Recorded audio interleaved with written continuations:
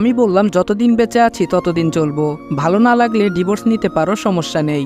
আদিবা বলল, আমার এই অনাগত সন্তানকে কে দেখবে? তোমাকে ছাড়লেও সন্তানকে তো ছাড়বো না, সে আমার কাছেই থাকবে।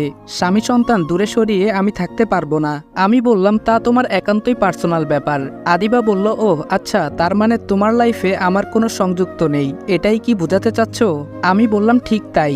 আদিবা বলল, আমার প্রতি এতই যখন রাগ, তাহলে আমাকে মেরে ফেললেই তো হয়। তিলে তিলে কষ্ট দেবার চেয়ে একেবারেই আমাকে শেষ করে দাও। স্বামীর অবহেলায় বেঁচে থাকার চেয়ে মৃত্যুবরণ করাই শ্রেয়। মানুষ মাত্রই তো ভুল, আর সে মানুষটা যদি তার ভুল বুঝে অনুতপ্ত অনুশোচনায় থাকে, তাকে তো একটা সুযোগ দেওয়া হয়। তাহলে তুমি কেন আমাকে সে সুযোগটা দিচ্ছ না? আমি বললাম, সবকিছুরই একটা সীমারেখা থাকে, আর তুমি সে সীমারেখা অতিক্রম করে ফেলেছ। তুমি যেটা ভুল বুঝে এখন ক্ষমা চাচ্ছ, তা তোমার ভুল ছিল না। ইচ্ছা করেই আমাকে পুলিশের হাতে ধরিয়ে দিয়েছ এবং রিমান্ডের অসহ্যকর শাস্তিও ভোগ করিয়েছ। এত কিছু হবার পরও সবকিছু ভুলে তোমাকে স্ত্রী হিসাবে মেনে নেওয়া আমার পক্ষে সম্ভব না। আর সত্য বলতে, তোমার প্রতি আগে যে ভালোবাসা ছিল তা এখন রাগ ঘৃণায় রূপান্তরিত হয়েছে। সুতরাং এই মনে তোমার জন্য কোনো জায়গা নেই। আদিবা ছলছল দৃষ্টিতে তাকিয়ে বলল, আমার অনাগত সন্তানটার কথা ভেবে অন্তত কাছে রাখো। আমি বললাম, সম্ভব না। আদিবা কান্না করে বলল, এভাবে কেন আমাকে দূরে সরিয়ে দিচ্ছ? আমি প্রতি উত্তরে কোনো কিছুই বললাম না। আদিবার কথায় নিশ্চুপ হয়েই থাকতাম, কোনো রেসপন্স দিতাম না। এইভাবেই দিনকাল কাটতে লাগলো। এইদিকে আদিবার চেহারায় মাতৃগর্ভের ছাপ স্পষ্ট ফুটে উঠেছে। এই সময় তার অনেক কিছুই প্রয়োজন হয়, আর আদিবার সঙ্গে তো কোনো কথা বলতাম না। মাকে গিয়ে জিজ্ঞেস করলে মা আদিবার কাছ থেকে প্রয়োজনের সবটা শুনে এসে আমাকে লিস্ট ধরিয়ে দিত। আমিও তার প্রয়োজনীয় দ্রব্যের প্রতি কোনো অবহেলা করতাম না, সবটাই এনে দিতাম। এভাবেই চলছিল আমার আর আদিবার দাম্পত্য জীবন। বাবা মা তারা ব্যাপারটা ভালোভাবেই লক্ষ্য করছিল। তারা বুঝতে পারতো আদিবার সঙ্গে আমার কোনো বনিবনা নেই। এই বিষয়ে বাবা আমাকে কিছু না বললেও মা বলতো, বাবা এমন রাগ করিস না, এবার বৌমাকে মেনে নে। মেয়েটা তোর জন্য লুকিয়ে লুকিয়ে চাপা কান্না করে, তা আমি স্পষ্ট দেখেছি। তাছাড়া অনেক দিন তো হয়ে গেল, এবার অতীতের কথা সব ভুলে গিয়ে মিট করে নে। আমি বললাম, সম্ভব না মা, আদিবাকে আমি ডিভোর্স দিতে চেয়েছিলাম, কিন্তু তোমাদের জন্য আর তা হয়ে উঠল না। তবে এখন যেভাবে আলাদা থাকছি এমনভাবেই সে থাকতে পারলে থাকবে, নয়তো সে যেদিকে খুশি সেদিকে যেতে পারে, আমার কোনো আপত্তি নেই। মা বলল, ধুর পাগল ছেলে, কি সব আবল তাবল বকছিস? হ্যাঁ, আদিবা যে মা হতে চলেছে এই অবস্থায় তার সঙ্গে এরূপ আচরণ করছিস তা সত্যিই বেমানান এবং খারাপের দিকে যাচ্ছে। সব সময় নিজের প্রতিশোধে মেতে ওঠা ঠিক না বাবা। কিছু সময় পরিস্থিতির মোকাবেলায় নিজের রাগ জিদ বিসর্জন দিতে হয়। মার কথাগুলো তোয়াক্কা না করে সেখান থেকে চলে গেলাম। মা খুব ভালো করেই বুঝতে পারছিল আদিবাকে কখনোই মেনে নেওয়া আমার পক্ষে সম্ভব না।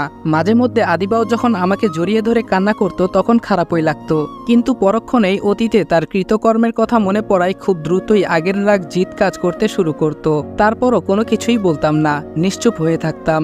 মান অভিমান করতে গিয়ে দিনগুলো যে কিভাবে কেটে গেল তা বুঝতেই পারলাম না। আল্লাহর রহমতে কন্যা সন্তানের বাবা হলাম আজ। অনেকটা আনন্দে সেদিন হাসপাতালে গিয়ে নতুন অতিথির হাত বুলিয়ে আনন্দের সহিত কথা বলতে লাগলাম। আদিবা যে পাশে শুয়ে আছে তার দিকে বিন্দুমাত্র ভ্রুক্ষেপ নেই। আদিবা হয়তো ভেবেছিল এই আনন্দে তার সঙ্গে কথা বলবো, কিন্তু আদিবার ভাবনা ভুল প্রমাণিত হয়। সে ছলছল দৃষ্টিতে তাকিয়ে বলে উঠল, রাজকন্যার সঙ্গে শুধু কথা বলবা, তার মাকে কিছু জিজ্ঞেস করবা না? আমি নিশ্চুপ। আদিবা বলল, আমার প্রতি তোমার যে ভালোবাসা নেই তা আজ ভালো করেই বুঝতে পারছি। ভেবেছিলাম কিছুদিন পর তোমার সকল রাগ অভিমান কমে যাবে, কিন্তু আজকে আমার ভাবনাটা ভুল প্রমাণিত হলো। সব সময় তোমার রাগ অভিমানটাই প্রাধান্য দিয়ে আসছো। আমার মনের অবস্থাটা একবারও বোঝার চেষ্টা করলে না। তুমি আমাকে এতটাই অবহেলা করতে। যদি কোনো সময় অসুস্থতায় ভুগতাম মুখ ফিরিয়ে তাকিয়ে কখনো দেখতা না। আর প্রেগনেন্সির সময় তো নানান সমস্যার সম্মুখীন হতে হয়েছে, এসব কিছুতেই এড়িয়ে চলেছ। শাশুড়ি মা পাশে ছিল বলেই এত অবহেলায় টিকতে পেরেছি, নয়তো নিরুপায় হয়ে অনেক আগেই চলে যেতে হতো।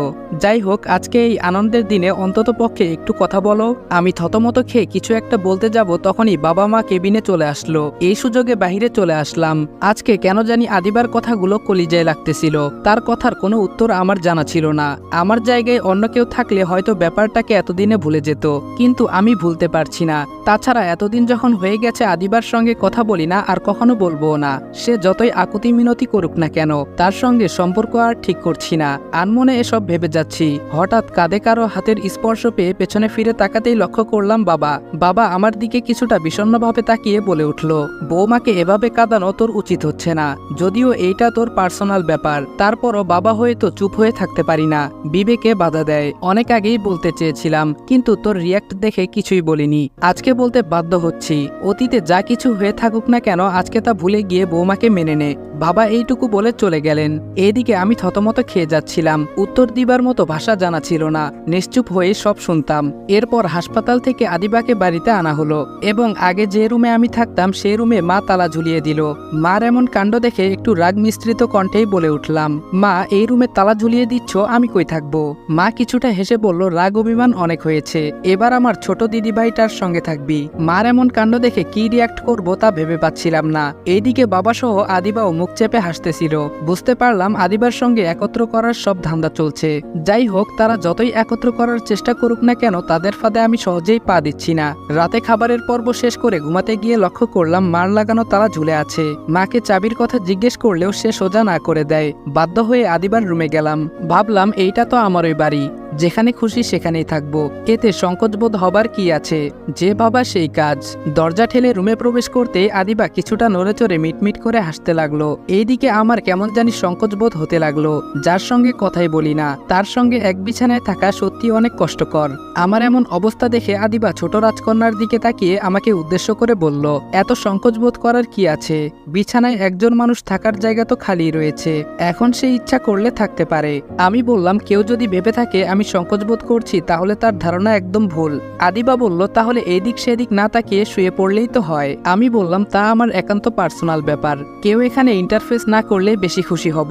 আদিবা বলল, এর জন্য কারো ভালোটা বলতে নেই, হিতে বিপরীত হয়ে যায়, সেটার প্রমাণ আজকে পেলাম। আদিবা এই বলে কিছুটা রেগে নিশিতাকে বুকে জড়িয়ে কম্বল মুড়িয়ে জড়সড় হয়ে চোখ বুজে ফেলল। এইদিকে আমার সংকোচবোধ হবার পরেও বিছানায় গিয়ে শুয়ে পড়লাম।